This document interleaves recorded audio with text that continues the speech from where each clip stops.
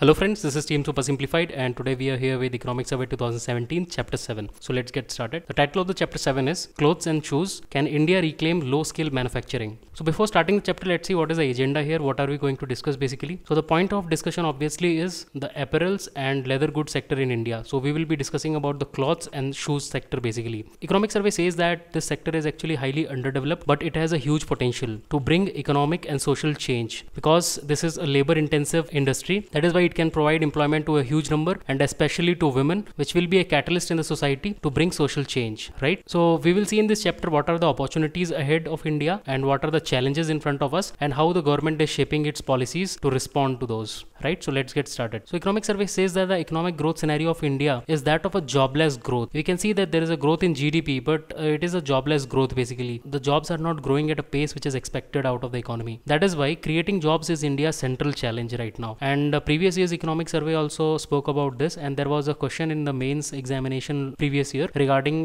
this particular aspect, jobless growth in India. So the nation wants jobs, but what kind of job? The jobs which are formal and productive and which have the potential for broader social transformation and which can generate exports and growth, right? And then Economic Survey says that the apparel and leather and footwear sectors meet many of these criteria, hence they deserve special effort by the government for their development. Okay, so why there is so much stress on these two particular sectors and why a special chapter in Economic Survey about these? So let's see. So Economic Survey says that if we go into the history of East Asia, then we see that the takeoff period of these economies was actually mixed with the rapid expansion of the clothing and footwear exports. So nearly every successful economic growth takeoff in the post-war history in the East Asia has been actually associated with the rapid expansion in the clothing and footwear exports. The countries were having a GDP growth boom of somewhere around 7 to 10%, and the average annual growth of apparel exports was over 20%, with some of the countries seeing as close as 50% also, and that of the leather and footwear industry averaged somewhere around 25%. So East Asian countries have seen a high growth of these two particular sectors in their takeoff period. But what about India? If we talk about India, then in its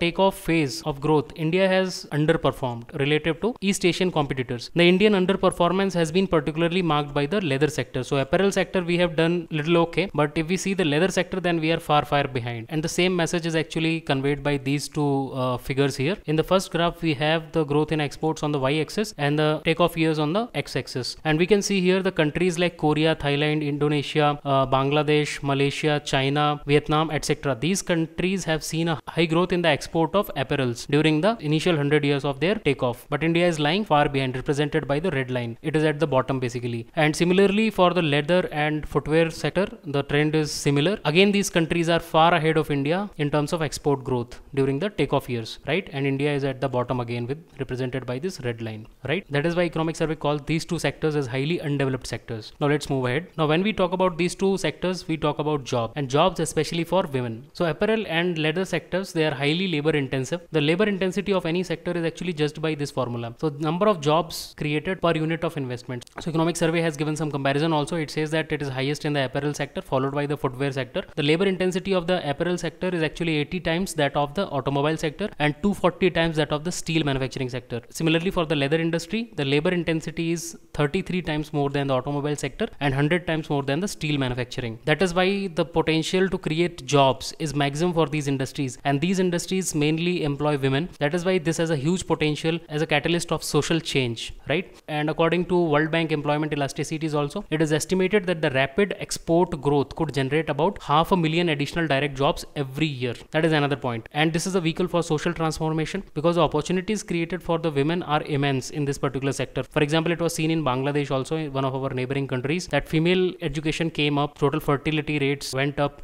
and women's labor force participation increased. So this is how it contributes to the social sector of the economy as well. Now Economic Survey says that if we do our SWOT analysis, then we see today that we have a historic opportunity standing in front of us because the China is vacating. So what is happening here is because of China's rising wage levels, China's competitiveness in the market is actually deteriorating with time. So there is a gap which is being created, and India is well positioned to actually fill this gap, take this advantage, because India's labor cost is very low as compared to China. China. But this is not happening. India is not doing enough to actually fill the gap. There are other competitive countries which are capturing this opportunity. So the space vacated by China is fast being overtaken by Bangladesh and Vietnam in the case of apparels, and Vietnam and Indonesia in the case of leather and footwear. So this opportunity may be lost very soon.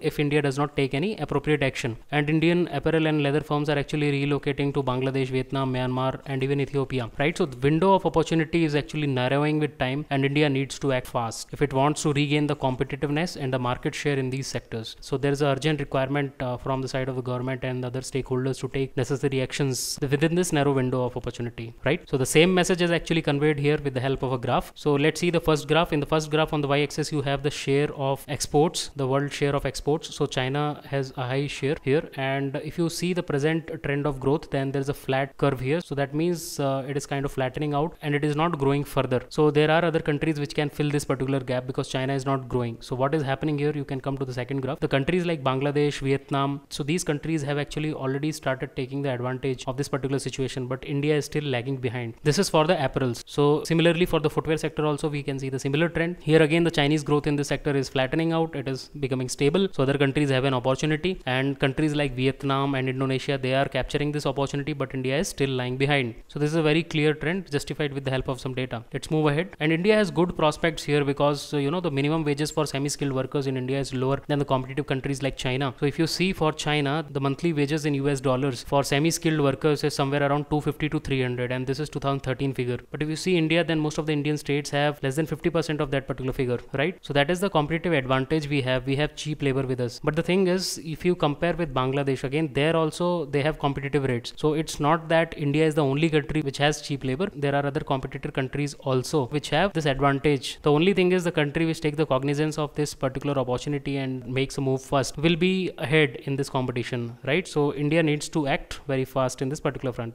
Now, okay, we understand that these two particular sectors are very important for India because they can generate a huge quantum of growth and they can become a catalyst of the social change and all those things. And we have seen with the statistics also, we have competitive advantage in the terms of cheap labor and all. But why are we not able to tap this potential? What are the challenges ahead? What are the hurdles we are facing? So it says that India has a potential comparative advantage in terms of cheaper and more abundant labor. That is very true. But there are some challenges because of which we are not able to tap the full potential of these two particular sectors. What are those? There are some common challenges for apparel and leather sectors. Together we'll see them. There are 4 challenges basically. So first thing is the logistics problem. Second thing is labor regulations, strict labor rules, tax and tariff policies, and the discriminations faced by India in the international market. So let's talk about these hurdles in detail one by one. So let's come to the first point, logistics. So it says that on logistics, India is handicapped relative to the competitors in a number of ways. So the first point is that the businesses face a comparatively higher cost and time involved in transportation in case of India. So the cost and time involved in getting goods from the factory to the destination is higher than that of the other countries because our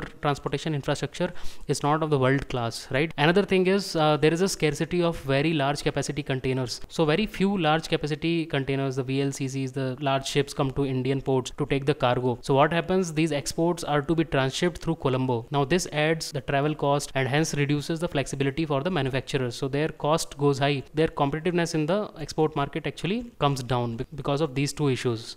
Now let's come to labor regulations. Now it says that there are a lot of regulations which are working against the price competitiveness of these two sectors. So there are a lot of regulations regarding the minimum overtime pay. According to the Minimum Wages Act 1948, if a worker is working for 10 hours in your factory and if you ask him or her to work in an additional shift, then you have to pay him twice the wage, right? That is what the rule is. So because of such kind of rules, the labor competitiveness comes down and there are mandatory contributions by the employee. So what happens if a person is earning around 20,000, then almost half of his salary will go in different types of deductions. He has to pay 12% of his salary in the EPF, and then he will be paying something to the ESI and something to the death relief fund and all those deductions, right? So Economic Survey has given a figure. It says that he takes away only 55% of his salary and 45% of his wage goes to these kind of deductions, right? And this should be rationalized. And there's a lack of flexibility in the rules for part-time working, and there are high minimum wages in some of the areas, and that brings down the labor competitiveness of the country, right? So these are some of the issues with the labor regulations.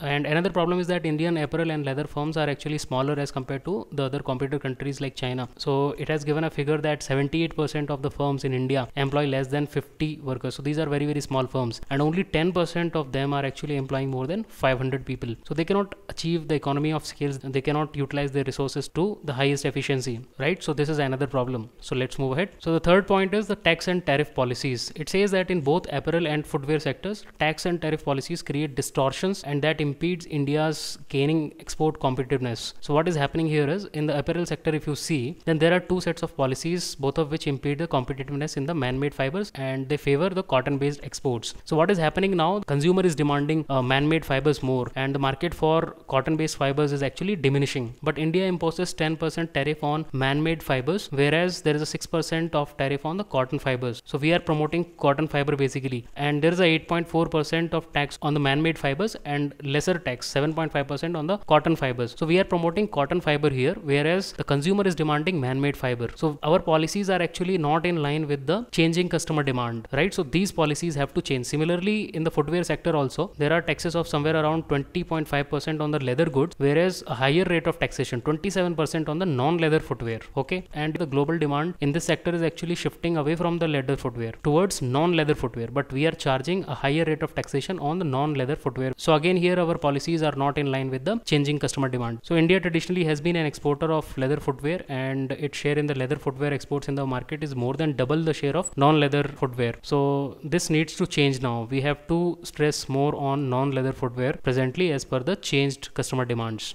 right? So efforts are required to promote non-leather footwear to be able to effectively capture world market share, particularly in the view of China's slowdown in exports. So this is the major problem which is being highlighted here. There is a need to undertake rationalization of the domestic policies which are inconsistent with the global demand pattern. So the global demand pattern has changed long back, but our policies remain the same. That is another problem with the tax and tariff policies, right? So here we have a share of global exports with respect to various types of fibers. The red line here represents the man-made fiber, the blue line represents the cotton, and the green line represents the other fibers. So initially during the mid-90s, the man-made fiber was in the trend and cotton exports were less. Slowly the demand for cotton has gone up, and in the mid-2000s, around 2004 and 2005, we see that the cotton exports have overtaken the man-made fiber. So the demand for cotton was higher at this point of time, and again the man-made fibers are actually trending in the market. So our policies have to reflect these particular trends. They cannot be static. They have to change with the changing demand, right? And here in this table we have effective rate of taxation for apparels and footwear. For apparel, if we see, for cotton apparel we have 7.5% of effective taxation, whereas for man-made it is 8.4. But man-made fiber is in demand now, so we should bring down this rate of taxation. Similarly, for leather footwear we have a lower taxation slab, whereas for non-leather we are charging more. But the international demand is actually moving towards non-leather footwear, so even this distortion should be controlled, and this tax rate should actually come down according to economic survey. And here is another table which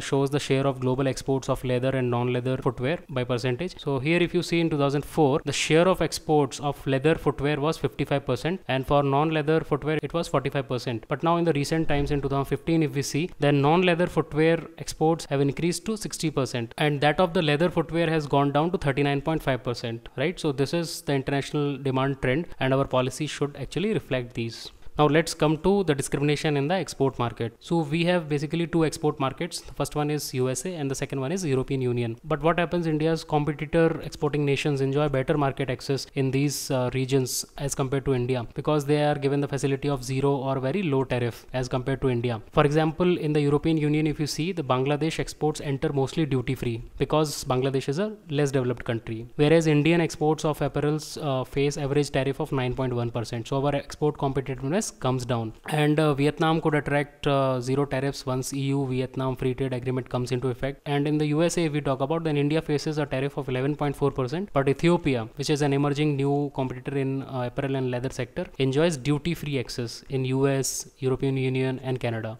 right? So that is how we are getting discriminated in those markets and getting disadvantaged, right? So economic survey suggests that an FTA with EU and UK will help in this area, and in the case of apparels, it will offset an existing disadvantage advantage for India relative to competitors like Bangladesh, Vietnam, Ethiopia, which already enjoy better market access. So government of India should also try to sign some FTAs in these areas. And this is the tariff faced by the Indian apparel exports. So you can see here, these are the markets. We have European Union, Canada, USA, right? And Bangladesh enjoys 0% tariff in European Union, in Canada. Similarly, Ethiopia enjoys 0% tariff in mostly all the regions, right? Whereas India is disadvantaged. Similarly, for the leather exports also, again Bangladesh has zero tariff in most of the cases, right? And Ethiopia also. So this is how our competitors are having some undue advantage against our exports, right? So this has to change, and government has to take some initiatives in this particular direction. Now let's come to the next point, the policy initiatives and the conclusion. So apparel exports will be provided relief to offset the impact of state taxes. So some kind of offset will be given, so the disadvantage because of the higher taxation within the country can be offset and our exports can become relatively competitive. And textile and apparel firms will be provided a subsidy for increasing the employment. So what happens here is, since most of the firms are actually small firms, we have already discussed that 78% of the firms are employing less than 50 people. So these are all small firms. So what happens, these firms do not expand, because if they expand, then they have to hire more people, and if they employ more people, then per employee they have to pay 12% extra to the government towards their EPF contribution. So this hampers the growth of the firms, and as well as the employment remains low in this sector. So the government will provide this 12% so that these firms can expand without any botheration. And coming to the FTAs, India is negotiating new free trade agreements with some of the regions such as European Union and United Kingdom. And there will be a new tax regime in the country from 1st July 2017 hopefully. And the introduction of goods and services tax, it offers an excellent opportunity to rationalize domestic and international taxes, right? So these are some of the policy initiatives by the government to provide some relief to these two particular sectors, right? So more FTAs, GST induced tax rationalization, labor law reforms, these would add considerably to the job creation potential of the clothing and footwear sector. Okay, so let's have a quick recap now. So first of all, we saw that India had growth, but it was a jobless growth. So job creation is a major challenge in front of India, and apparel and footwear sector are potential areas to help in this particular direction, because both of these sectors are highly labor intensive and they can act as an agent of social change because they employ women in high numbers. And this is the right time according to economic survey, because there is a historical opportunity. China is vacating because the wage levels in China is rising. That is why their export competitiveness is coming down, and India can fill that gap, but that is not happening. Some of other competitor countries like Bangladesh, Vietnam, etc. are coming and grabbing that opportunity. So we have to act fast in this particular direction, but we are facing some challenges. What are those? Those are in terms of logistics, complex labor regulations, static tax and tariff policies, and discrimination faced by India in the international markets. We have seen these points in detail. And then we saw the policy initiatives taken by the government to relieve these two particular sectors. The first one is the scheme to let businesses offset the extra tax on exports, which will try to boost the export competitiveness. Then subsidy for generating employment. The government will contribute 12% of employers' share to the EPF, and some of the free trade agreements are under negotiation with the EU, USA, UK, etc. And the new tax regime GST is coming into place, so that will help in rationalizing the tax structure. So that's all guys, that's all in this chapter. So if you like these lectures, please subscribe to our channel if you have not done so, so that you don't miss out any important lecture, and please share these videos with your friends. That's all for now from our side. We will meet you soon with the chapter number 8 of economic survey. Till then, take care, bye bye, and prepare well.